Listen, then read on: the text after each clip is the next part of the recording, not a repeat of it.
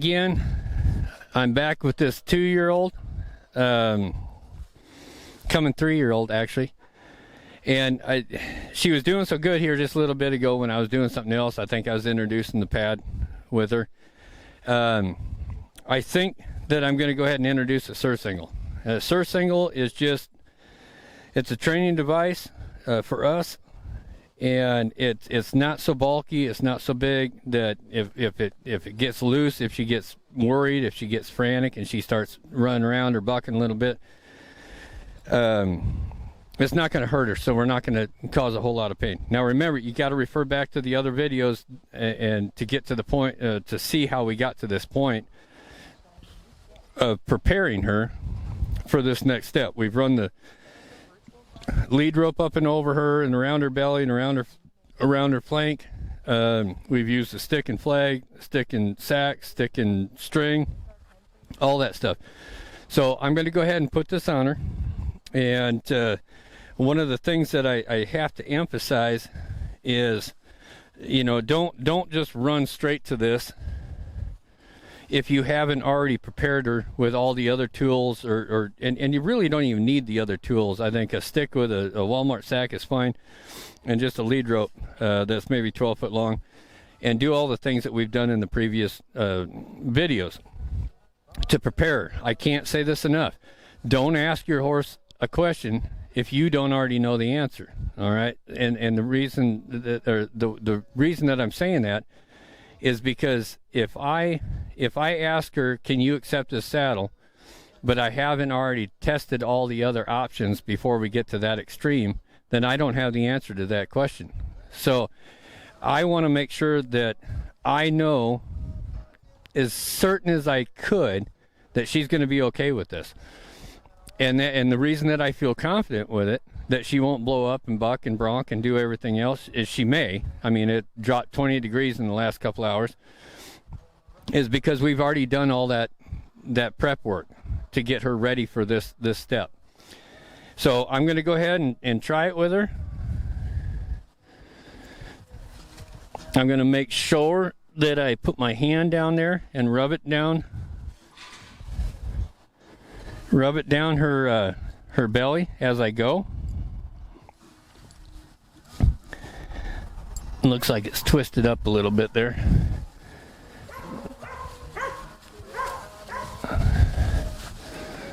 There we go. And it might be a little tight. We might have had this on one of the ponies. Looks like it's going to work. All right. I want to make sure that I've got no coils in my hands. We'll get to that. I'll do a video on coils and lead ropes. But I want to make sure that I'm short enough so that when I do cinch this up, if she gets a little bit iffy, she doesn't try to bolt past me and then cow kick me, and not her fault, but she just got scared. So I'm just going to cinch it up just a little bit. Just a little bit. There, she got a little close to me, so I'm going to say, nope, get away from me. All right, so this is the very, very first time of her having something cinched up around her that was not the lead rope where I pick up and let loose, pick up and let loose. But all that I did prepared her for this one right here. So now as she moves around, she's going to feel different. She wanted to walk off, and that's fine. But she's going to feel that the pinch or the different tension or whatever all around her body. And I want her to be able to feel good with this, because when we throw a saddle on, I want her to act just like this. So I'm going to turn her the other way, and when they turn, their body will expand in certain areas and make things tighter. So it might get a little tighter when she moves to the left and to the right. It might get a little tighter or feel different when she trots off or lopes off. So right now I've got this on fairly loose. But because we've done so much stuff of, you know, swinging the rope around her legs and around her belly and picking it up and letting it down, I feel confident that if anything happens with just this little training tool, she'll be okay with it. So this is awesome. I mean, she's doing really well. But I can't lie. I mean, about 95% of the horses that we start, the way we start them, have no problem the first time we do this or the first time we put a saddle on. Now, something else to remember, the surcingle doesn't have anything that really flaps on them, like stirrups, okay? Just took a big deep breath, so she's pretty cool. When we put the saddle on for the first time, and let's say she starts moving a little bit, and those stirrups start flapping, and she thinks that the dang thing is chasing her. And you got to remember this too. You strap a saddle onto her, that's a dead animal. I mean, it's made out of cowhide, unless you're an idiot and you buy one of those stupid ass synthetic fuckers. But you strap a dead animal on to a prey animal, and they're going to go into their instinctual survival mode really quick, because they're going to think, what the hell? You just took a dead animal and you strapped it on me. They understand that. They can smell that. They can sense that. They can feel that. So think about things like that. So again, seeing things through the eyes of a horse. Now you better understand. Once you better understand, then you can better communicate. Very, very important.